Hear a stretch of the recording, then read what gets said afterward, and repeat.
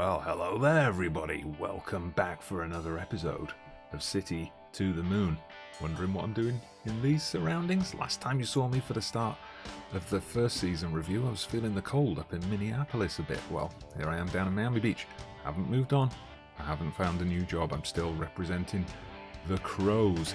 Our owner, chairman, if you prefer, Dan, he's a very generous man with the cash, always dropping the bundles of 10k into the club bank account to, keep the books in the black.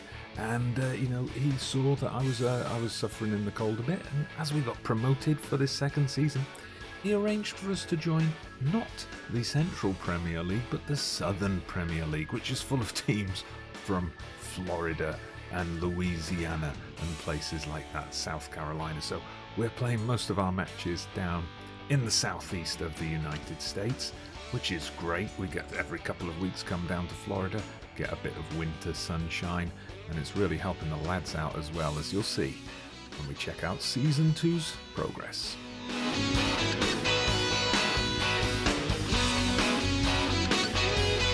Yes, hello there everybody, welcome back to the channel. It's Dodgy Gamer with our Season 2 episode with Minneapolis City. But before we get into the episode, a couple of quick updates, bit of housekeeping. I've got a thank you, a congratulations, and a little apology to put in as well. So first of all, the thank you to all of you who have made this series a success. First episode, a lot of interest, got well over 200 views very quickly. Second episode, we kept that interest going. We got well over 100, up to 150 views as well. Plenty of likes, plenty of comments. So thank you to everyone for showing an interest in this series and, making me want to make more episodes. And I hope you're going to continue to support the series as we continue. I'd also like to offer out my congratulations to one of the coaches who I do have in the game, actually, Tori Burnett, who did lead the team. She took charge of the team in the absence of the general manager for their final friendly of the season last weekend against Karen SC. Massive 5-1 win, so well done to the team and well done to Tori. And here she is in the game. One small apology. This is actually not the small apology I mentioned before, but I'll make it again anyway, because I just put the names and I put the roles in the game, and that was it. I left everything else to be randomized by the game. The game randomized Tori at 48, which she clearly isn't, so sorry about that. And my other apology is to you guys. I did miss last week's upload time of Saturday. We skipped a week, just a very busy period at work at the moment, so had to let it slide for 1 week. We will try to keep up with the weekly episodes going forward, but if ever we can't do that, I'll announce it on Twitter. I'll announce it on my Discord. Check out the link in the description to my Discord. If we can add 50 more subscribers, because we're getting very close to 1k subscribers now. If we can add 50 more subscribers, I can start doing proper community updates on the YouTube channel with images and polls and everything. So make sure you like this video, hit that subscribe button, get us up to 1k as soon as possible. Anyway, on to the new season now. As I said in the intro, we were expecting to go up to the Central Premier League. We were last season in the Central National League. We won that. We got promotion as champions. And, this is the right place for us to be. But, as he's already said, we got put into the Southern Premier League. So we find ourselves instead going up against teams like Memphis City. We've got teams here like New Orleans. And then getting down into Florida, we've got Myrtle Beach, Palm Beach United. So there's quite a few teams here. Some great names here as well. Tobacco Road. Gotta love a team called Tobacco Road. So yeah, I thought Central Florida SC. So we're going to be making plenty of trips right down to the southeastern corner of the United States. So, if I get increasingly tanned as the video goes on, you know why. But anyway, as you can see, we had a pretty good pre-season, won most of our games, just with a draw against Sporting Kansas City 2 to finish things off.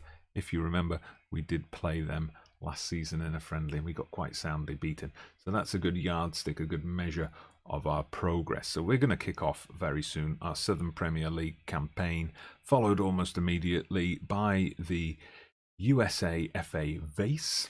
We've got to say Vase, keep it local.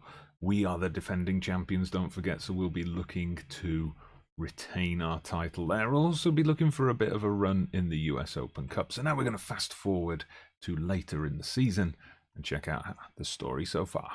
But before we get into the update on the season so far, I need to do my North American Football Manager YouTuber recommendation. So we, of course, have recommended the fantastic FM Digi, who created this whole database that we're using for this Pro Rel adventure. In the second episode, we recommended Zilla Blitz, who's returned back to YouTube with his Walkabout series. Check that out. Today, we're going to highlight somebody who actually kind of is responsible, but indirectly, for me being here today talking to you, and that is none other than Grey Hair Gaming. Grey Hair Gaming, absolutely fantastic FM YouTuber. Every series he does is great, what can I say? The reason I'm mentioning him in particular is, apart from the fact that he's a great creator, back when I was thinking about getting started, his was the first kind of non-supersized channel that I found. Of course, like everybody else, I found Lelujo, Loki Doki, Dr. Benji, Golden FM, Work the Space, those guys first. But then I found this guy, Grey Hair Gaming. He was suggested to me by the YouTube algorithm, and I checked out his channel. At the time, he had about 1,500 subscribers, and I asked him, hey, what advice would you have for someone looking to get into creating their own content? And he gave me a very comprehensive answer. Since then, I've always enjoyed watching his stuff, always enjoyed interacting with him online. You go and check out his channel as well, and you will enjoy it, guaranteed. But anyway, we've come forward a little bit further than I perhaps intended. It's got nothing to do with me forgetting to create a separate save file at different points in the season. It's just, the way the season started to run. Anyway, as you can see, we're 30 games deep, and we're doing pretty well. We're top of the league. We're clear by 9 points. Now, this is a pretty tough league to get out of. Only the top team gets automatic promotion. Second and third go into playoffs against teams from the other regional Premier Leagues. But we, at the moment, are in that pole position, shooting for automatic promotion to what would be the National League Division 2. So a countrywide league we're looking to get promoted to. But as you can see, not quite as easy as last season. We've lost 3 games. I'll talk you through some of those in a minute. We've drawn 4, but 123. We have been playing very nice football indeed. So just focusing on our league results so far, you can see we started this division with a bang. We announced our arrival, our invasion of Florida, Georgia, Louisiana, and all those places down in the southeast of the states. We just went on a huge win streak. We won our first 9 games on the bounce before we first dropped points at QPR US away. That was a 1-1 draw. But then we kept the run going, and it was, 11, 12, 13, 14, 15 games before we had a defeat, our first defeat against Central Florida. Central Florida down in 16th at the moment. At the time we lost to them, they were bottom. This seems to be a bit of a worrying pattern. Last season, I remember, one of the games we lost was when we were top and we lost to the bottom team in the league. So obviously, when it comes to playing the very bottom teams, the players perhaps have a minor motivation issue. But then we picked up form again. We started picking up the wins. We did have a little wobble against Southern Soccer Academy, but then we went on another long unbeaten streak until we came up against Naples United. But you see, there were some big wins in there. Now, we weren't always getting big wins last season. We had a couple, but we were quite often getting 1-0, 2-1 wins and things like that. But you can see we've had plenty of games this season where we've scored 3, 4, or even 5 goals. So we've been playing really well. We've been scoring really consistently. And there's a couple of reasons for that. Surprisingly, one of the reasons isn't Nick Hutton. Now, he was our top scorer by some distance last season, but the poor guy, he has had injury problems. I think it happened on camera in one of the live com games last season that he tore his hamstring. So all through the summer, he was out of action. He kind of returned to the team a couple of weeks into the season, but then in like his 3rd or 4th game back, same injury. He tore his hamstring again, the poor guy. So if you have a look here, both of them torn hamstrings. So yeah, it was back in June he tore his hamstring being tackled, which is a bit strange. But then, as you can see, in October, tore his hamstring again. 3 months out both times. Not to worry too much because other players have stepped up. First of all, Will Kidd. What a machine this guy is. So he plays out on the left as our left winger, but he gets in the goals as well. You can see last season he had 16 goals, 10 assists. This season we're only 30 league games in. He's had 29 appearances. Already on 11 goals, already on 11 assists, so surpassed last season's assist total, and he's closing in on last season's goals total as well. And then we've got Justin Oliver. He is another player in absolutely fantastic form. Now, we play him out on the right, but we play him as an inside forward, so with those instructions to cut inside. And if you look at his stats, 15 goals so far this season. Still got a little bit further to go to catch last season's total of 24 goals, but considering we've stepped up a level, that's really fantastic. Not so many assists this season, but much better overall performances, as you can see from the average rating. So really happy with Will Kidd and Justin Oliver supplying that attacking threat from the flanks. But, of course, we need that central striker focus. So in the absence of Nick Hutton, step forward our first young superstar, Marcelo Santiago. So this Brazilian kid was already in the youth team when I took over, and he has been a house on fire so far this season. So we can see 28 appearances, 19 goals so far. He's had a couple of assists as well. This is an absolutely fantastic return from this young man. I mean, the consistency still needs a little bit of work, but he gets in the goals. He can beat any line of defense to those balls over the top, slamming the goals. Fantastic stuff. But also performing very well. Someone who is listed as one of our golden generation in last season's youth intake, Yared Beyene, central midfielder. He has progressed some. Look at that progress chart. Ooh, it's shooting up. He is absolutely fantastic. Physical stats. He's an absolute beast considering he's literally just turned 16. And look at that already. 26 appearances this season, 6 goals, 12 assists.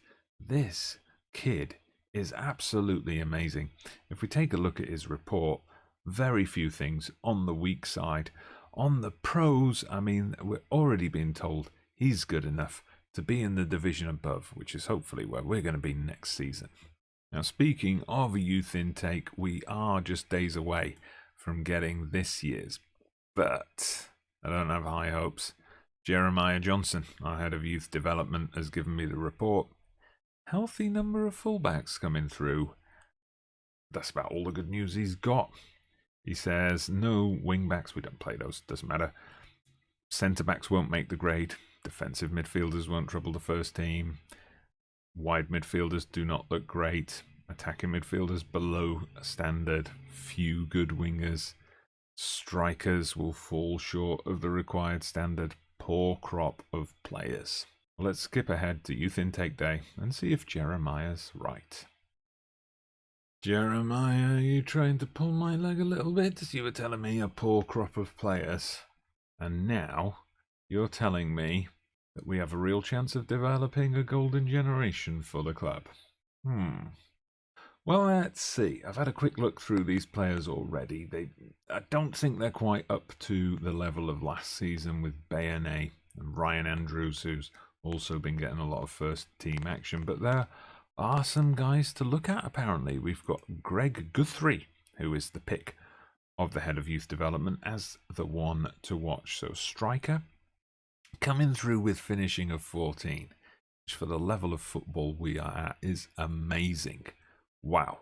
First touch and dribbling are there as well, so he's someone who, you know, we could knock the ball up to and get him to work some magic, grab a few goals from there.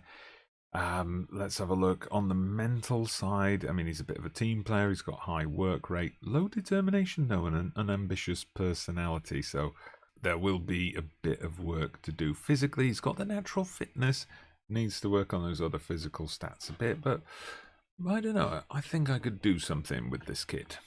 And Alexis Solis, a centre-back from Mexico. Now, interesting here, professional personality. Jeremiah Johnson said, I have influenced Alexis Solis. He's picked up my personality traits. So that's a good sign that we're going to be getting professional players and a 14 determination as well. Good stuff. Yeah, we definitely got more players at this 4-star and below end this year, so probably not all of these are going to make the grade, but maybe there's one or two that you might be coming familiar with in the next season or so. All right, I'll update you on the cups as well before we jump ahead to the end of the season and see where we end up. So, US Open Cup, we started out with a match against Junior Lone Star FC, easy win. They were a couple of divisions below us. We then took up the Columbus Crew Academy team, the Soccer Academy Wolves. We had to go to penalties on that one, and it took a late equaliser from Will Kidd to force that penalty shootout. So we kind of scraped through a bit there. Then we played Maryland Bobcats in the next round. This is a team that we were expecting to be playing in the league, but of course we got moved down to the Southern Premier League this year. Ian Smith with the only goal. Then we faced another academy team in the fourth qualifying round, Portland Timbers Academy. Now, I would say they were just too good for us. The thing is, they weren't. We were much better than they were. You can see from the stats here, we dominated the game. We produced more shots on target. We had a slightly better XG, but they just scored early and then they scored late, and we had lots of chances in between. We just couldn't capitalize. US Vase, though, things are going a lot better. We've won every game so far. We've only conceded one goal, and that was in our third round match. We've beaten everyone who's come at us. We even beat, in the sixth round, Austin FC Academy. This is a team that in their leagues, they, I think, are undefeated this season. Even better than that. They've won every single game they've played. 32 wins out of 32 games. They did the same last year's season as well. So this is a team that does not lose very often, Austin FC Academy. We brushed them aside. Nick Hutton back from injury. Will Kidd. Nice work. So we've got a team called Laredo in the quarterfinals. So can we retain the USA FA Vase? Well, let's skip ahead to near the end of the season to find out. And the answer is no. We did beat Laredo quite easily. 4-1 win, big result for us there. And then we took on the Cincinnati Academy in the semi-final. We had the home advantage. Oh, it's goalless. It went into extra time. They took the lead. Nick Hutton returning to form after 2 long injury layoffs on 119 minutes. Got the equaliser to force the penalty shootout. It was not to be. Nick Hutton, despite being the goal-scoring hero late in the game, missed his penalty. Beyene, the youngster, missed his penalty too. Cincinnati didn't miss any of theirs, and we were eliminated from the cup. We didn't lose, though, which is important because we haven't lost a single match yet. We haven't lost a game outright in the FA Vase, so next season, may that run continue. And what about the league? Well, it's been going pretty decently. So we did have one more defeat. We lost to Birmingham Hammers. Now, they were third at the time. It was a home defeat. Bit disappointing, that one, but we won our other games in March. We beat the Charleston Battery youth team. We beat Tobacco Road. We beat Peachtree. What a fantastic name that is. Peachtree City. You just love to live in a place like that. Millions of peaches. Peaches for free. Tallahassee, we beat them as well. Central Florida, we got our revenge over them big time with a 4-1 victory. And in our most recent game, we beat New Orleans, the Jesters, 2-1. So that brings us here. 4 games to go in the season. Why have I brought you back at this point? Well, you might be able to guess that. Well, we've already secured playoffs, minimum. But 4 games to go. We're 12 points ahead. So 1 point 1 point from any of our final 4 games is going to get us the title and get us automatic promotion as champions. So what do you think? Can we do it today? Match time. Let's find out. Alright, so I was going to bring you the match against Southern Soccer Academy, hoping that we'd secure that point that would get us the title. As you can see, we didn't. We went behind fairly early on. We couldn't get back into the game. I mean, we tried. We dominated. We had a number of easy finishes that just went straight at the keeper. Max Kent got himself sent off late on, which kind of killed any hopes of that comeback. So we're going to go instead for this game against Tri-Cities FC. And this is a team from Tennessee. They are rock bottom of the Southern Premier League. Now, I've mentioned already that we do struggle sometimes when it's first versus bottom, but they've already been relegated. They've got nothing left to play for. We just need a point. Can we do it? Well, we're going to struggle a little bit with our first team pick because Kent, he's obviously suspended after that red card. Will Kidd, one of our most creative attacking forces all season, got another yellow card which triggered a suspension, so we're going to be without him. So I'm going to have to bring in Holmerodov. He's from the youth team, a left winger, so he comes in place of Kidd. We're already missing Oliver.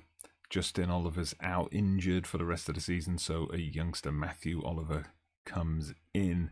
And then we've got Carry On coming into the centre of defence. So for that reason, I've brought in Ruiz Plaza. Ryan Andrews would normally be playing here. He's really burst into the first team in the last couple of months. And then Hutton I'm going with up front, just so we got that little bit more experience in the team to try and secure this point. Alright, so we're underway. We did have a team meeting in advance of this game and it didn't go well. I said, come on, let's get that point and win the title. They said, we were not supposed to be winning the title this season. Stop putting pressure on us. Come on, guys, you just need 1 point. Anyway, here come Tri-Cities FC. Would be embarrassing if we lose to them here as well. Oh, okay, we've won the ball. Ruiz Plaza plays it over the top to Hutton. Hutton with a great bit of control, and he scores. Yes, that's what we put him back in the team for. That's what we brought Ruiz Plaza back in for, ahead of the youngsters. Get those experienced heads in, so those, those young 20s, these guys are in their 20s, not teenagers, like those irrational youngsters. They have got the cool heads. The cool heads prevailing so far. Alright, we've got the ball again here. Hutton plays in Beyene. Beyene coming forward. Is he going to shoot? No, he tries to play a little ball off. But I think we've been given a penalty. Yes, we have. There was a little trip in there. Hutton with the chance to make it 2-0. Come on, Nick Hutton. Let's do it. Oh, yes, yes, yes. Nice and easily tucked away. His 10th goal of the season. Oh, I can almost taste the success. Right, Tri-Cities looking to get back into this game, but they just play it straight to Matt Elder in the Minneapolis goal. Now we get the counter-attack. Barr with the long ball over the top. Is Hutton going to get an early hat-trick here? Nearly. All right, here we go. It's Barr playing in Holmerdov on the left flank. We're controlling the game here. It's played into Hutton. Hutton gets his hat-trick. Beautiful assist. From Abdullah Barr there. Oh, just look at this here. Holmerdov plays it back. Barr takes one touch. Long, deep cross. Hutton just volleys it in, half volleys it in. 3-0. He's got his hat-trick. We are well on our way. Well, so far from me, my decision to put those players back in the team has been a masterstroke. Oh, here comes Beyene. Beyene, he's through. He shoots, he scores. Wow, look at that. Wow. Almost straight from the kickoff. Beyene with the goal. Oh, it's hard to believe this boy's only 16. Look at that. He dispossesses the man there. I thought it was going to be a Tri-Cities attack. But then Beyene just runs the length of the pitch into the box. Finishes with cool composure. Right, so we've just brought on another youngster, Castaneda, for Carry On. I'm going to bring on Santiago. Nick Hutton's done his job. He's got a hat-trick. He can take a well-deserved rest for the final half hour. Right, is there a chance to add a fifth goal here? Castaneda plays in Santiago. Ooh, got behind the defence and the goalkeeper there. Tight angle, but hit the post. All right, into the final 10 minutes so far. I think this has probably been quite a long episode, so if you have watched this deep into the episode, thank you very much. Consider dropping a like, subscribing to the channel if you haven't done so already. We're into stoppage time. Now, this match is ours. This title is ours. There we go. Look at that. The Minneapolis City boys coming up to collect the trophy. Here we are lining up on the stage. It's a shame we couldn't have won it last week in front of a home crowd, but, you know, we're happy to come down to, we're in Tennessee, right? Tennessee, and pick up the title. Here we go. I've handed the trophy over to the boys. Yes. Look at that. 2 seasons in. Back-to-back promotions already. We haven't signed a single player yet, don't forget. How far can this team go? Let me know your predictions down in the comments. So there you go, we've got that confirmation. Minneapolis City win the Southern Premier League title.